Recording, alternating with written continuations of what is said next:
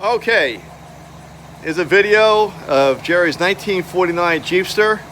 What Jerry and I did is replace the intake manifold. You notice he even got a hooger horn, but we just replaced the intake manifold, and it took quite a while actually to even get the intake manifold. It was very, very difficult to find, but we got one. We got what, two of them now, and we just got it back together again. And I'm going to let it just run today for about maybe a half hour, and tomorrow morning I'll retorque in the intake exhaust manifold bolts. But you can hear it. She runs really, really well, and that's a quiet running engine. We adjusted the valves on it. We rebuilt the carburetor. The whole fuel line, as you see, has been replaced. New fuel pump. It's completely gone through. It has a new water pump from a prior owner. And the car is running fabulous. I mean, it runs the way it should run. Look how smooth it is.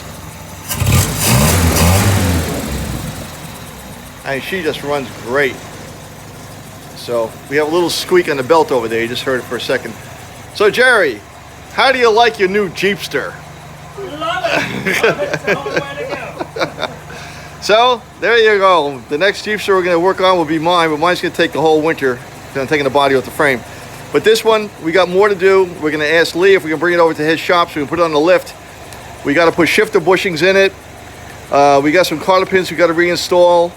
Got to adjust the clutch, the rear shocks. I mean, we got more things to do on this thing, and transmission mounts.